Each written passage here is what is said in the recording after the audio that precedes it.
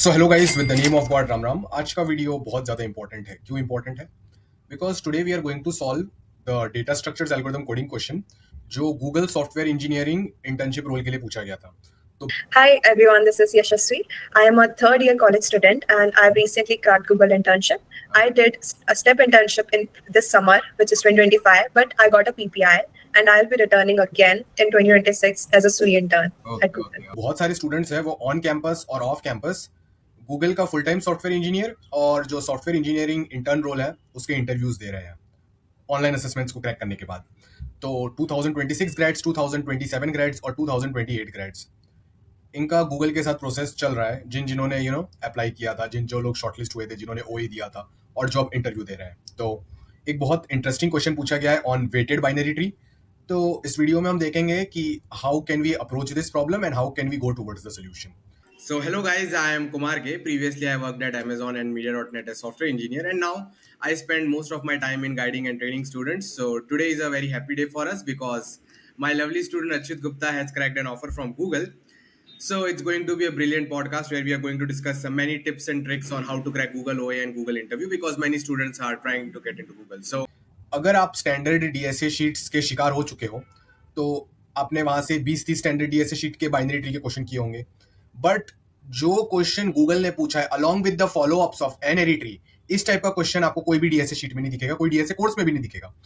तो ये आता है नॉन स्टैंडर्ड डीएसए कैटेगरी में। गूगल हमेशा नॉन स्टैंडर्ड डीएसए क्वेश्चन ही पूछता है। तो ये क्वेश्चन सॉल्व करने के लिए क्या करना पड़ेगा?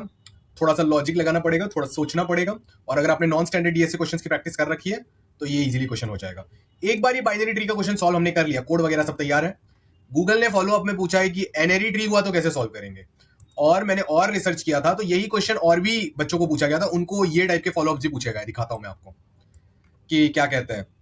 जो बाइनरी ट्री दिया उसमें नेगेटिव एज वेट्स होते तो क्या होता, और अगर हर नोड को सब ट्री का रूट समझ के सॉल्व करना होता तो कैसे करते हैं। ये वाला पार्ट मैं आपको एंड में फिर से समझा दूंगा, बट ये है क्वेश्चन। तो अब इससे डील कैसे करना है देख लेते हैं, ठीक है। So let's start the video with the name of God Ram Ram. तो गाइस आप लोगों को पता होना चाहिए कि बाइनरी ट्री क्या होता है, ठीक है। मैंने खुद को थोड़ा छोटा ही करके रखा है क्योंकि आज ये जो देखो जो इंटरव्यू में पूछते हैं ना वो इंटरव्यूअर के सामने सॉल्व करना होता है, और फिर इंटरव्यूअर भी तो बार बार बीच बीच में क्रॉस क्वेश्चंस करता रहता है। तो ये मत सोचना कि अगर आपने सारे आपने क्वेश्चन सही सॉल्व कर लिया तो आपको पास कर लेंगे। ना ना ना ना ना ना, मैंने बहुत बार बोला है कि मेरे कोडिंग इंटरव्यू एटिक्वेटिव वीडियोस देखो।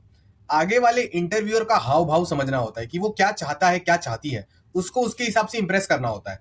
और जो हम सोल्यूशन देने वाले हैं, हमको लगता है हमारा कोड सही है, बट जब हम डायरेक्टली कोड लिखते हैं ना गूगल डॉक्स पे या फिर व्हाइट बोर्ड पे इंटरव्यू में, तो वो पूरा करेक्ट नहीं होता है। तो 4-5 बार क्रॉस चेक आपको कर लेना चाहिए कि आपका कोड एकदम करेक्ट है। फिर आपको सब टाइप से अच्छे से ड्राई रन करना चाहिए, मल्टीपल टेस्ट केसेस खुद से जनरेट करके आपको दिखाना चाहिए कि ये सारे टेस्ट केसेस पर सही चल रहा है। फिर walk through of the solution, code लिखते लिखते आपको बोलना भी है, समझाना भी है, और जो आपको व्हाइट स्पेस दी रखी है उसमें बहुत कुछ एक्सप्लेन करना चाहिए आपको। Time complexity, space complexity, approach, code, ये सारी चीजें बहुत सारी एक्स्ट्रा करनी होती है जिससे आगे वाले को इंप्रेशन सही जाए और आप और आगे वाला सेम पेज पे होना चाहिए। अगर आपने ये चीजें सही से नहीं की तो गाइस क्वेश्चन सॉल्व करने के बाद भी फेलियर हो सकता है इंटरव्यू में। तो ये बातों को आप लोग को याद रखना है, ठीक है। तो चलो क्वेश्चन के बारे में बात करते हैं। तो क्वेश्चन कह रहा है कि you are given a binary tree. Binary tree मतलब ऐसे नोड्स होंगे और हर नोड के 2 बच्चे होंगे maximum, left pointer right pointer, ठीक है। ये ऐसा एक बाइनरी ट्री हमको दे रखा है, ठीक है। एक इसमें चेंज है। क्या चेंज है? बाइनरी ट्री दे रखा है, मजा आ रहा है। चेंज ये है कि नोड्स में कोई भी बना लू, 1 2 3 4 5 6 7, ये लो मैंने नोड्स बना दिए। ओके ओके सर, हर एज वेट ये कॉस्ट है। समझो ये एज वेट होता 8 रुपीज का, ये 10 रुपीज का, ये 1 रुपी का, ये 2 रुपी का, ये 2 रुपी का, ये 1 रुपी का, ये हर एज वेट की कॉस्ट है। Clear guys? ओके सर, अब क्या करना है? ये बोल रहे हैं कि इस ट्री के अंदर जितने भी लीव्स है, इस ट्री के अंदर जितने भी लीव्स है, जो पहला नोड है उसको रूट मान लेते हैं कि ट्री के अंदर जितने भी लीव्स है, जितने भी लीव्स है, आप इस ट्री में कुछ एजेस को तोड़िए सच दैट आप लीव से रूट ना जा पाए। ये क्वेश्चन कह रहा है। लीफ यानी वो वाले नोड जिनके कोई बच्चे नहीं होते। तो ये रहा लीफ, ये रहा लीफ, ये रहा लीफ और ये रहा लीफ, ये है 4 लीफ। अब गाइस आप क्या कर सकते हो सच दैट ये चारों लीफ से अगर आप ट्रेवल करने का ट्राई करो तो आप रूट पे रीच ना कर पाओ। तो बहुत सारे तरीके हैं। पहले सबसे सिंपलेस्ट वे को हम देखेंगे। फिर कॉम्प्लिकेटेड वेज पे जाएंगे। सिंपलेस्ट वे क्या होगा गाइस? अब ऐसा टाइप का क्वेश्चन आपने स्टैंडर्ड डीएसओ शीट में देखा नहीं होगा। क्वेश्चन बोल रहा है कि बाइनरी ट्री दे रखा है, हर एज का एक वेट है, कुछ भी करके लीव्स को तोड़ के निकालो सच दैट लीव से आप रूट पे पहुंच ना पाओ। तो ये काम करने के लिए आपको ट्री में से कोई कोई एजेस को डिलीट करना पड़ेगा। तो कोई भी एजेस को सिलेक्ट कीजिए, डिलीट कीजिए, sum of the deleted edges should be minimum. जब भी आप एक एज को तोड़ते हो तो कॉस्ट लगता है which is equal to the edge weight. तो क्वेश्चन में लिखा हुआ है कि your task is to remove a set of edges such that every leaf node becomes disconnected from the root. Removing an edge incurs a cost equal to its weight. Find the minimum total cost required to disconnect all leaves from the root. So चलो देखते हैं क्या किया जा सकता था। Okay, सो सबसे easy solution क्या होगा, जरा सोचना है इसके बारे में। ये जो लीफ है ना, लीफ को अपने पेरेंट से कट करवा दीजिए। ये कट कर दीजिए आप, ये वाला पार्ट कट कर दीजिए। तो देखो ये वाला लीफ अब कट गया, अब ये लीफ रूट नोड तक ट्रेवल हो ही नहीं सकता। ये वाला लीफ भी काट दो, ये वाला लीफ का भी एज काट दो, और ये वाला लीफ से भी जो एज कनेक्टेड है काट दो। टोटल वेट कितना आएगा? 1 + 2 3 4 5 6 6 इज द आंसर। तो एक सिंपल सोल्यूशन क्या है, जो भी आपको बाइनरी ट्री दे रखा है ना,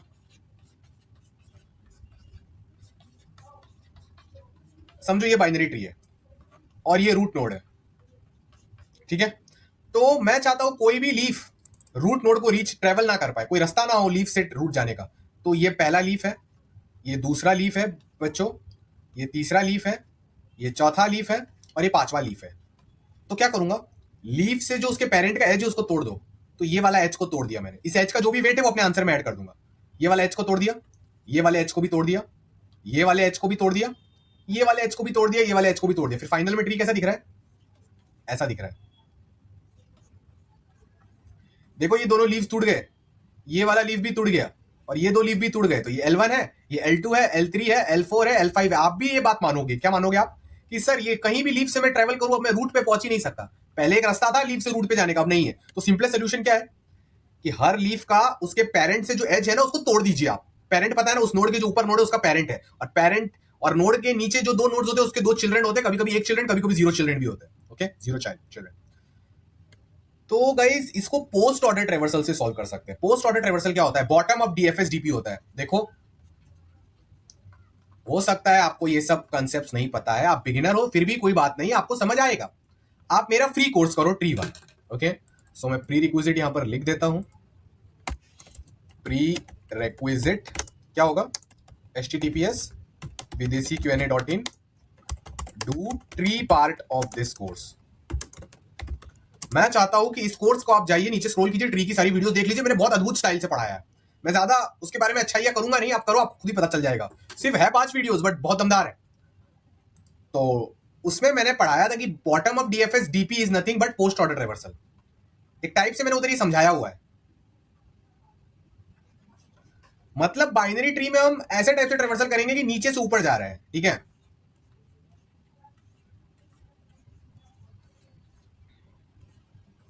समझो ये मेरा बाइनरी ट्री है, ठीक है। ये नोड 1 है, 2 है, 3 है, 4 है, 5 है, 6 है, 7 है। तो मैं क्या करूंगा ना, मुझे हर सब ट्री का आंसर निकालना है। तो मैं पहले डीपी ऑफ 4 कैलकुलेट करूंगा। डीपी ऑफ 4 मुझे क्या बताना चाहिए? डीपी ऑफ 4 मुझे ये बताना चाहिए कि ये ही अगर नोड को मुझे, अगर ट्री सिर्फ इतना सा होता, ये 4th नोड होता और इसी का आंसर निकालना होता, तो क्या होता? 0 रुपीज। इसको तोड़ने में थोड़ी ना ही कुछ पैसे लगेंगे यार। तो डीपी ऑफ 4 ये वाले सब ट्री का आंसर बताओ, डीपी ऑफ 5 ये वाले सब ट्री का आंसर बताओ, डीपी ऑफ 7 ये वाले सब ट्री का आंसर बताओ, डीपी ऑफ 6 ये वाले सब ट्री का आंसर बताओ, डीपी ऑफ 3 ये वाले सब ट्री का आंसर बताओ, डीपी ऑफ 1 यानी 1 को रूट मानते हैं, पूरे ट्री का आंसर बताओ, ठीक है। तो अब आप ही सोचिए डीपी ऑफ 4 क्या होगा? 0। डीपी ऑफ 5 क्या होगा? 0।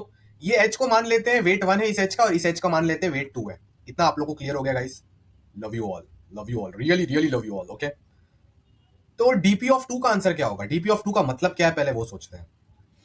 अगर मैं ये सब ट्री को कंसीडर करूं तो इसके अंदर जितने भी लीव्स आ रहे हैं, क्या मिनिमम कॉस्ट है सच दैट इसके अंदर जितने भी लीव्स आ रहे हैं वो रूट नोड को रीच ना कर पाए, वो रूट नोड को रीच ना कर पाए। या फिर तुम कह सकते हो इस ब्लू पार्ट में जितने भी पत्तियां हैं वो नोड नंबर 2 को रीच ना कर पाए, क्योंकि अगर वो पत्तियां नोड नंबर 2 को रीच नहीं कर सकती तो नोड नंबर 1 को भी रीच नहीं कर पाएगी। ये डीप मीनिंग समझना है क्वेश्चन का।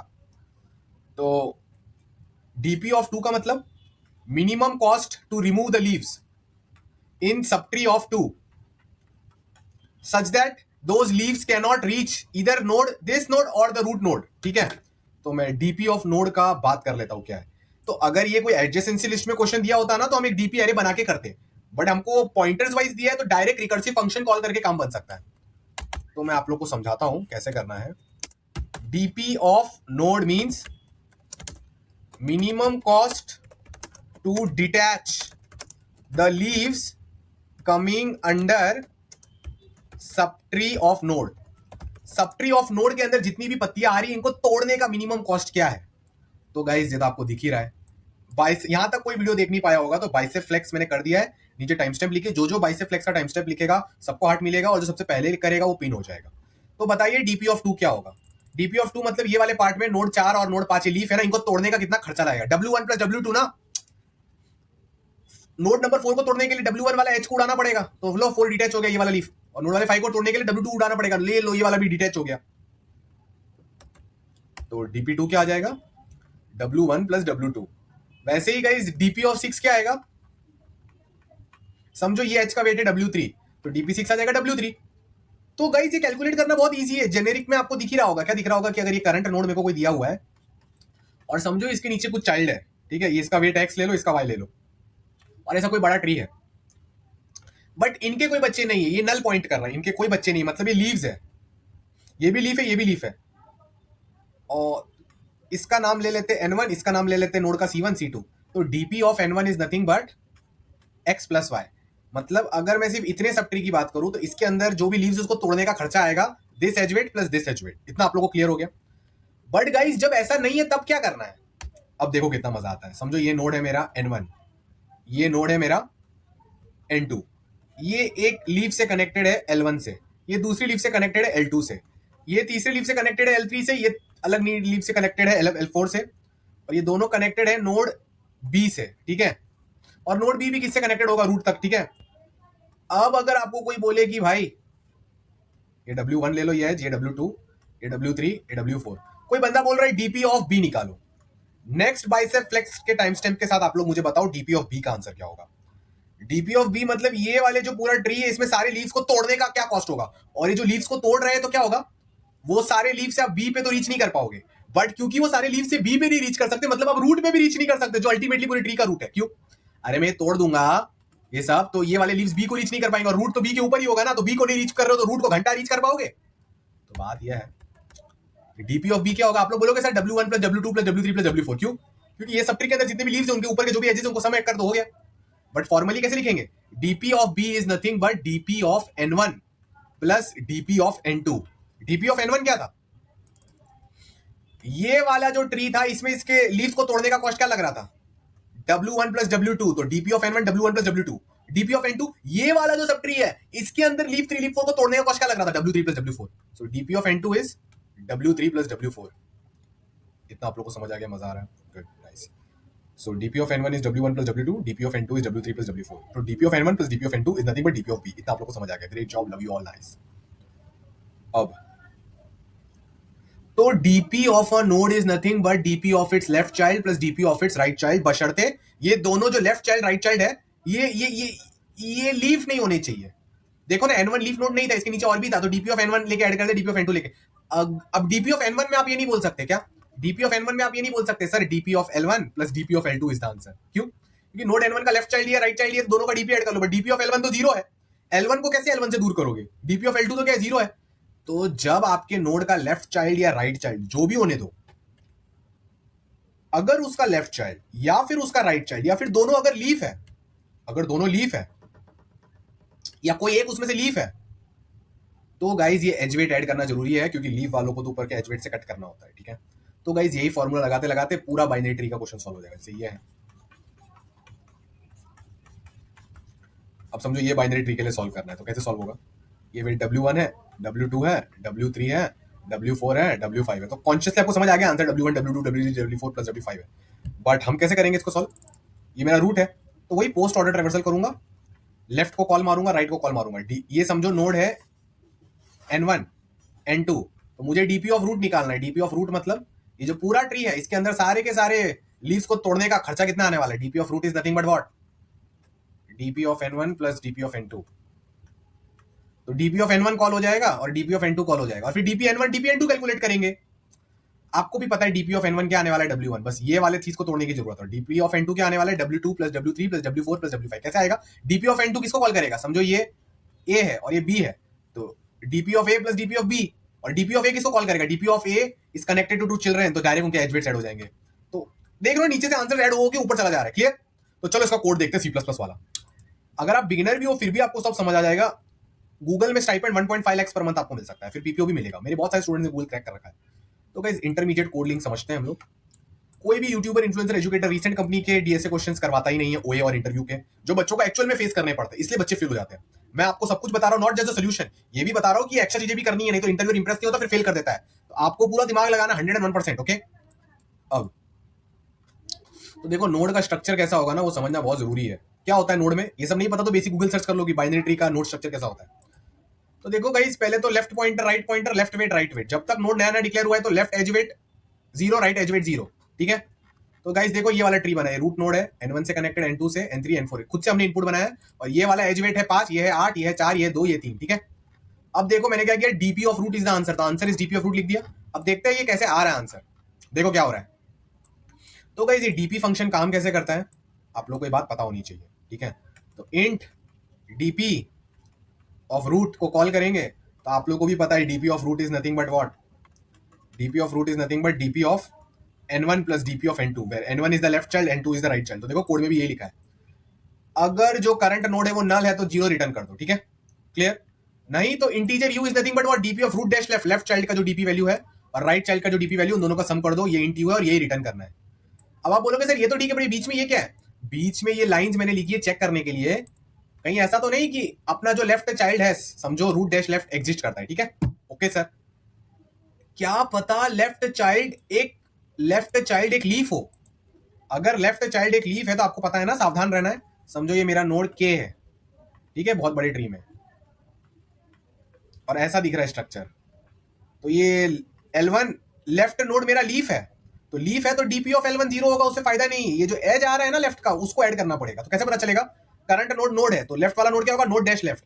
नोड डैश लेफ्ट के बाद फिर से लेफ्ट जाऊंगा, नल आना चाहिए। नोड डैश लेफ्ट के बाद फिर से राइट जाऊंगा, नल आना चाहिए, तब जाके मैं मान सकता हूं कि node dash left is a leaf. और अगर लीफ है तो उसके ऊपर वाला एज वेट को ऐड कर दो आंसर में। तो अगर रूट डैश लेफ्ट, वही रूट डैश लेफ्ट भी नल है, root dash left dash right भी नल है, ये लीफ है, तो लेफ्ट वेट इसका एज ऐड कर दो, जो ये लीफ से अपने करंट रूट पे, करंट नोड पे चल रहा है। करंट नोड है बट रूट लिखा है ना, इसलिए रूट फंक्शन में जा रहा है, बट ये रूट आगे जाके अलग अलग नोड भी बनते हैं, ठीक है। वैसे ही अगर राइट वाला लीफ है तो उसका भी एज वेट ऐड कर लो भाई, बस हो गया, डन। अब गाइस ये मैंने जो भी आपको सोल्यूशन बताया था, जो भी मैंने आप लोग को सोल्यूशन बताया था, वो परफेक्ट सोल्यूशन नहीं है, बट पहले ये बताना जरूरी है, नहीं तो आप लोग को बेसिक कंसेप्ट ही समझ नहीं आते कि कोड कैसे लिखा जा रहा है, कैसे नीचे चीजें नीचे से ऊपर जा रही है, इतना सब समझ में आ गया आपको। अब मैं आपको रियल सोल्यूशन बता सकता हूँ। तो ये होता है पढ़ाने के तरीके। अगर मैं डायरेक्टली सोल्यूशन बनाने लग जाता ना, तो बच्चा सोल्यूशन समझे कि complexity of the code and implementation को समझे। पहले मैंने आपको ये बता दिया, अब बताता हूं एक इफ एल्स केस है जिसको कंसीडर करना भूल गए थे, अब करेंगे। फॉर एग्जाम्पल समझो ऐसा होता है, ये नोड है एज वेट 1, एज वेट 2,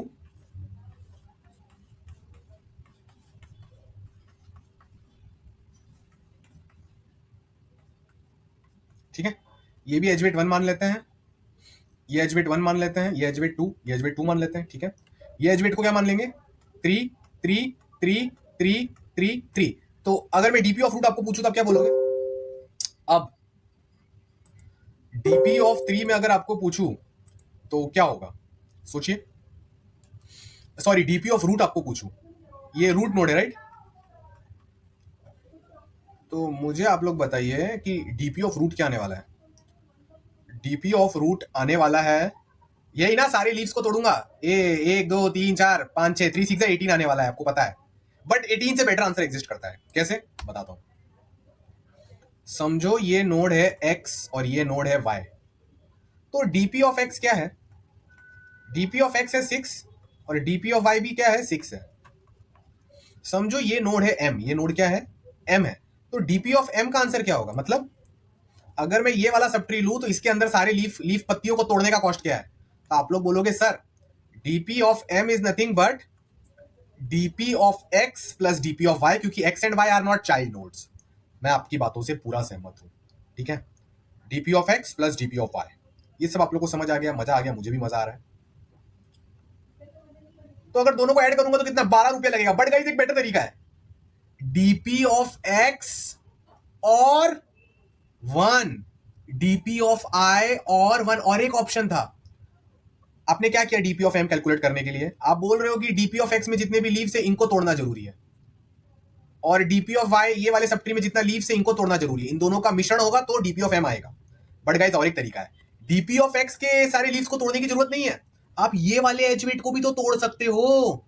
इसको तोड़ोगे तो ये पूरा सब ट्री ही टूट गया, तो इसके लीव्स कभी एम को रीच ही नहीं कर पाएंगे, एम को नहीं रीच कर पाएंगे तो रूट को घंटा रीच करेंगे।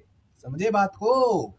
सो द ऑप्शन इज कि सिर्फ डीपीएम का आंसर क्या होगा, इसका जो भी चाइल्ड है या तो उसका डीपी वैल्यू, या फिर जो इन दोनों के बीच में जो एज वेट है इसको तोड़ दो। अगर इसको तोड़ दिया तो ये जो नीचे का जो भी सब ट्री में जो भी लीव्स था ये कभी भी नोड एम को रीच नहीं कर पाएगा। नोड एम को रीच नहीं कर पाएगा मतलब रूट जो ऊपर सबसे ऊपर बैठा उसको घंटा रीच कर पाएगा।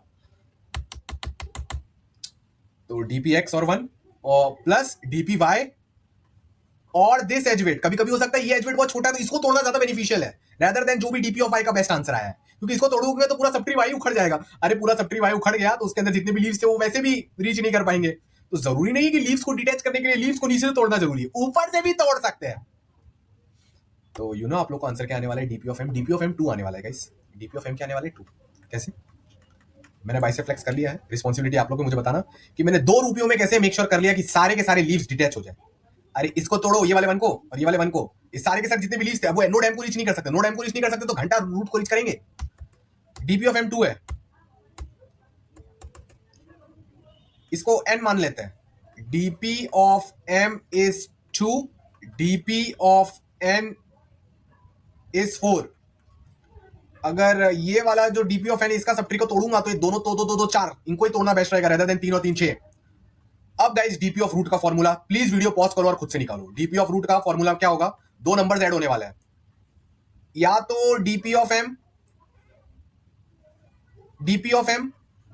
प्लस डीपी ऑफ एन, जो भी यहां पर तामझाम करने का खर्चा आया था लीव्स को डिटैच करने का वो वाला, प्लस जो भी राइट वाले चाइल्ड में तोड़ने का खर्चा आया था। बट आपको पता है डीपीएम के साथ हमारे पास हमेशा ऑप्शन होता है। फॉर्मूला क्या हो गया, मिनिमम ऑफ डीपीएम कॉमा 1, ये वाला एज अगर इसको तोड़ दिया तो ये सब ट्री में जितने भी लीव्स है वो ऑलरेडी रूट से डिटैच हो जाएंगे। तो DPM minimum of DPM comma 1 plus minimum of DPN comma 2, तो 1 + 2 3, डीपी ऑफ रूट 3 आ गया। सिर्फ 3 रुपए में, सिर्फ लगभग 3 रुपए में ये सारे के सारे लीफ डिटैच हो गए। बस मैंने रूट के जो 2 एजेस थे उनको तोड़ दिया। तो गाइस फॉर्मूला क्या बन गया, वही है फॉर्मूला जो पहले पढ़ाया था, DP of root is minimum of DP root dash left comma left edge weight जो भी है प्लस मिनिमम ऑफ, पर कभी कभी हो सकता है कि जो राइट सब ट्री का जो कॉस्ट है वो एज वेट से कम हो, तो उस केस में उसको कंसीडर करना चाहिए, डीपी रूट कॉमा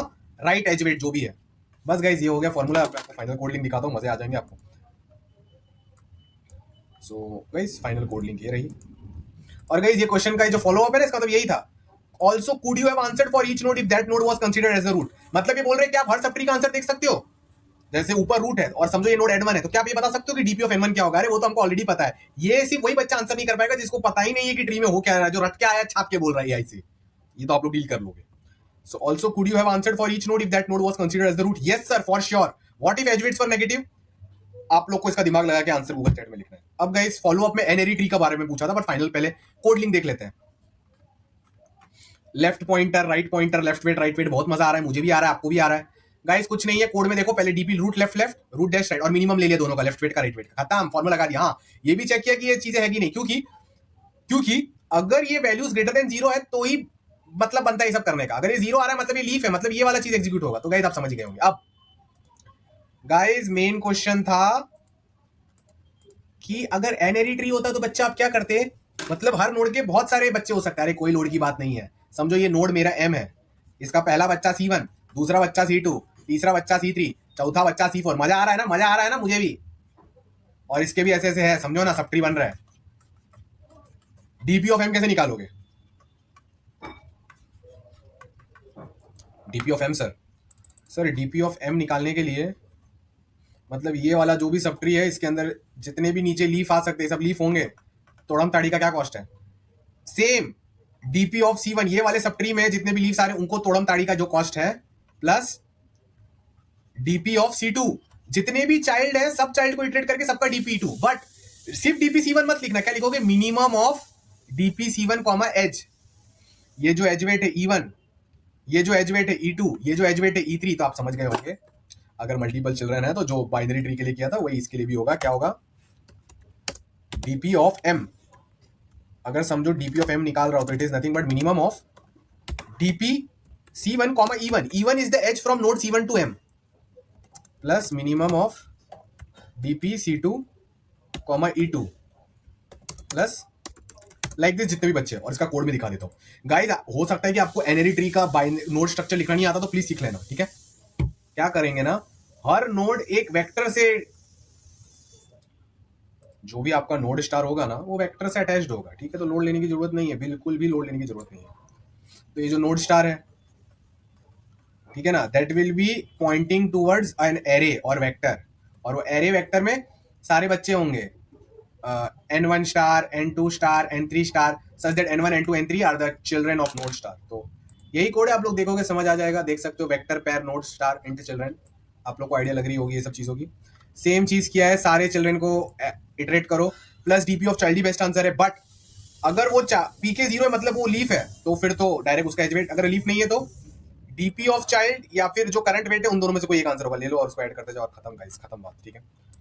तो गाइस देखो मैंने आपको पूरा क्वेश्चन करा लिया। What if edge weights are negative also could you have answered for each node, ये मैंने आप पे छोड़ दिया। इतना हाई लेवल का पढ़ाई करोगे तो आपका काम बन जाएगा। So guys with the name of God Ram Ram, आपको हर आती जाती श्वास में राम नाम का सुमिरन लेना है लाइक दिस, ताकि आपकी आत्मा मोक्ष पहुंच पाए, अमर लोक पहुंच पाए। आती जाती श्वास में राम नाम का सुमिरन लेने से कर्मों का नाश होता है, कर्म कटते हैं तो कार्मिक अकाउंट 0 होता है। जब आपका आत्मा का कार्मिक अकाउंट 0 होता है तभी उसको मौका मिलता है अमर लोक और मोक्ष रीच करने का। नहीं तो अगर आपने हिंदू स्क्रिप्चर्स में पढ़ा है तो बहुत सारे डिफरेंट युगाज होते हैं, त्रेता युग, द्वापर युग, कल युग, सतयुग, जो जनरली रिपीट भी होते हैं। उन सब युगाज में बहुत सारे 84 लाख बर्थ ऑफ स्पीशीज होते हैं, इन डिफरेंट लाइफ फॉर्म्स। आत्मा को जाना पड़ता है इन continuous birth and death cycle of suffering, like cats, dogs, भेड़, बकरी, चिकन एक्सेट्रा, जो आपको कहना है। उन सब में से बस एक बार ह्यूमन बनने को मिलता है। So human life is truly species, truly precious. तो स्पीशियस लाइफ में आपके पास इंटेलिजेंस, फैकल्टीज और फैसिलिटीज होती है कि आप थोड़ा भगवान पर भी फोकस करो। थोड़ा क्या, बहुत करना चाहिए। अगर भगवान पर फोकस करोगे, आती जाती श्वास में राम नाम का सुमिरन करोगे तो कर्मों का नाश होगा। जब कर्मों का नाश होगा, प्रारब्ध कर्म क्रिया, मान कर्म, संचित कर्म, जब ये इनका अकाउंट 0 होगा तभी आप बर्थ एंड डेथ साइकिल से निकल के मोक्ष अमर लोक पहुंच सकते हो। अगर आप नहीं करोगे तो birth and death cycle of suffering in different life forms पैदा होता रहना पड़ता है टू जो कार्मा किया है उसको भुगतने के लिए। सो इसके रिगार्डिंग राम द्वारा वेबसाइट का लिंक, व्हाट्सएप वेब कम्युनिटी का लिंक सब डिस्क्रिप्शन में मिल जाएगा। आप जाके चेकआउट कर सकते हो और डिटेल्स ले सकते हो, कम्युनिटी से जुड़ सकते हो और चीजें पूछ सकते हो, क्लोज आ सकते हो और गॉड के और क्लोज आ सकते हो। So with the name of God guys, Ram Ram. Make sure you like, share, subscribe. इस बार कोड वगैरह सब कुछ है, अच्छे से पढ़ाई करना। और हाँ, लाइफ में आप लोग स्ट्रेस बहुत लेते हो। मैं आजकल बहुत सारे बच्चों की 1-to-1 मेंटरिंग कर रहा हूँ, बहुत बच्चे लोग स्ट्रेस में होते हैं। देखो आपको स्ट्रेस नहीं लेना है, अच्छे से पानी पीने का, अच्छे से खाना खाने का, जिंदा होना, कोई प्रॉब्लम नहीं चल रही है, राइट? जिंदा हो, सांस वास जा रही है, हेल्थ अच्छा रह रहा है, बस बिना स्ट्रेस फ्री लिए पढ़ाई करना है और बस एनालाइज करना है मैं और क्या कर सकता हूँ लिंक्डइन में, क्या कर सकती हूँ रेज्यूमे में, क्या कर सकता हूँ ऑफ कैंपस में, डेव में क्या करूँ, सीएस फंडामेंटल में क्या करूँ, सिस्टम डिजाइन में क्या करूँ, गाइडेंस चाहिए तो कौन से मेंटर को पूछूं, क्या क्या रिसर्च करूँ, सब हो सकता है। बिना स्ट्रेस लिए कीजिए और ये इंस्टेंट ग्रेटिफिकेशन मत लाइए अपने माइंड में कि मैं आज डीएसए करूँ कल जॉब मिल जाए, नहीं, थोड़ा टाइम लगता है, बस डेली कीजिए। और जब जिंदा हो तो जिंदगी के भी तो मजे लीजिए ना, जिंदगी में गंदे वाले नहीं, जो ये आप जिंदा हो यही एक बहुत बड़ी बात है। इसके रोज मजे लीजिए और साइड में काम कीजिए, गोल भी रीच हो जाएगा। So with the name of God guys, Ram Ram. Let's end the video. मैंने सोचा था वीडियो 5 मिनट का होगा, 10 मिनट का होगा, ये तो बहुत बड़ा हो गया। राम राम।